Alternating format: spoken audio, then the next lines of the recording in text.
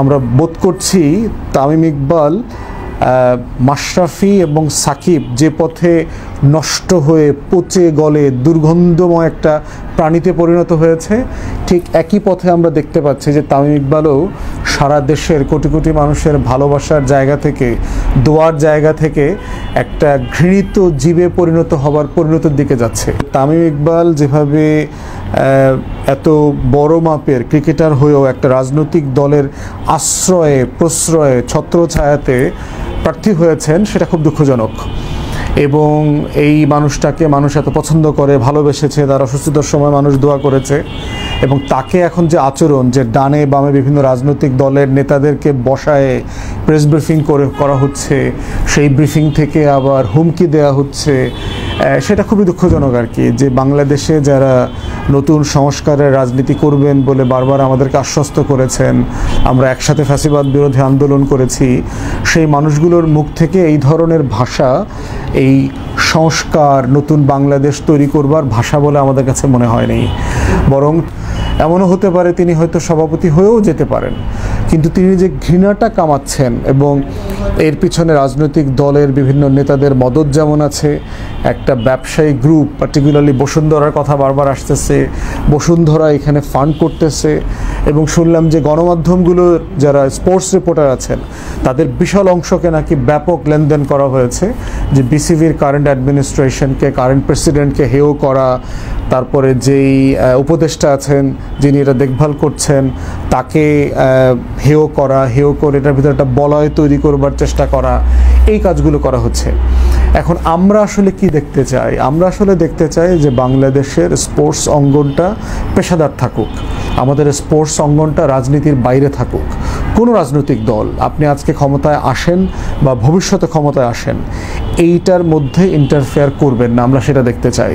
অতএব আমরা দেখতে পাচ্ছি যে প্রচ্ছন্নভাবে তামিম ইকবাল যেই পথটা নিয়েছেন সেই পথটা আসলেই কারেক্ট পথ না। এই যে দলীয় ছত্রছায়ায় নতুন করে পাপন হয়ে ওঠার যে চেষ্টা, যে লড়াই, যেই মানে রূপরেখা চলছে, এইটা দেশের সাধারণ মানুষ ভালোভাবে নেবে না। বিশেষ করে ক্রিকেট প্রেমী সাধারণ ছেলেমেয়েরা, শিক্ষার্থীরা যারা আছে, তরুণরা যারা আছে, তারা কোনোভাবে এটাকে ভালোভাবে নেবে না। বিসিবির যারা কারেন্ট অ্যাডমিনিস্ট্রেশন আছেন তাদেরকে অনুরোধ করব পুরো বিষয়টাকে জনগণের কাছে তুলে ধরেন, যে আসলে মানে বিষয়টা কি এখানে। মানে আপনি পুরো একটা ঘটনাগুলোকে যদি একটা ইন্ডেক্স আকারে, ক্রোনোলজি আকারে বলেন যে কাদের নাম পাঠানো হয়েছে কাউন্সিলর হিসেবে, এবং কেন আপনাদের বিসিবির গঠনতন্ত্র মোতাবেক এই লোকটা ক্রিকেট প্রেমী অথবা ক্রিকেটার অথবা ক্রিকেট সংগঠক এই কোনো ক্রাইটেরিয়াতে পড়ে না, কেন তার রাজনৈতিক পরিচয়টা গুরুত্বপূর্ণ বলেই ডিসি এবং কমিশনারের নামগুলো পাঠিয়েছে। যেই সকল ডিসি এই পলিটিক্যাল ইনফ্লুয়েন্সের শিকার হয়েছে তাদেরকে ইমিডিয়েটলি ওএসডি করা দরকার, ডিসমিস করা দরকার। যারা ন্যূনতম পেশাদারিত্বকে বাদ দিয়ে ভবিষ্যতের জন্য এখনই মেরুদণ্ড, কপাল, সম্মান, মর্যাদা বিক্রি করে দিয়েছে, এই ধরনের ডিসি থাকার দরকার নাই।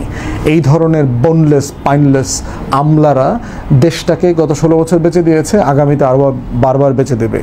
অতএব এই পুরো প্রসেসটাকে আমরা অনুরোধ করব বিসিবিকে যে আপনারা এটা এক্সপোজ করে দেন, আপনারা পরিষ্কার করেন যে আসলে বলা হচ্ছে যে আপনি আপনার ভোটার বাড়াচ্ছেন না আপনি আসলে রাজনৈতিক ভোটারদের কাউন্সিলরশিপ বাতিল করছেন, কোনটা করছেন।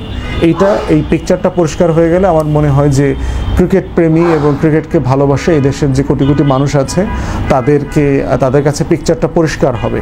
কারণ অনেক খবর পড়ে মনে হচ্ছে যে আসলে কে যে নায়ক আর কে যে খলনায়ক, কে যে অন্যায় করেছে কে করে নাই, এই পুরো বিষয়টা এখন অপরিষ্কার।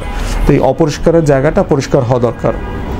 আমি ব্যক্তিগতভাবে ওই লিগাল ওপিনিয়ন যেটা আছে আপনার সাবেক অ্যাপেলেট ডিভিশনের জাস্টিস যেটা দিয়েছেন মির্জা হোসেন হায়দার ভাই, এটা আমি পড়েছি, এবং আমিনুল ইসলাম বুলবুল ভাইয়ের যেই লাইন অফ অ্যাকশন দেখতে পাচ্ছি সেটা অ্যাকর্ডিংলি সেই লিগাল ওপিনিয়ন মোতাবেকই হয়েছে।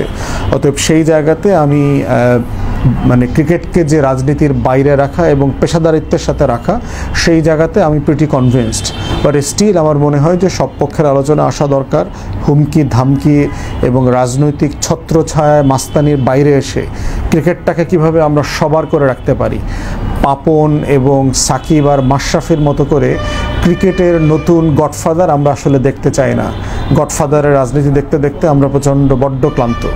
এবং বাংলাদেশ এশিয়া কাপে এখন ফাইনাল খেলবার মুহূর্তটাতে যখন দেশ আবার ঘুরে দাঁড়িয়েছে, আবার পেশাদার ক্রিকেটের যে মর্যাদা সেটা ফিরে আসবার সুযোগ হয়েছে, তখন আবার ক্রিকেটকে ঘিরে এই যে লুটপাট বাণিজ্য, ক্রিকেটের টিকিট বাণিজ্য, ক্রিকেটের স্পন্সর বাণিজ্য, ক্রিকেটের ঠিকাদারি বাণিজ্য, বিসিবির টাকা লুটপাটের বাণিজ্য, এই বাণিজ্য করবার চক্র আবার সচল হয়েছে।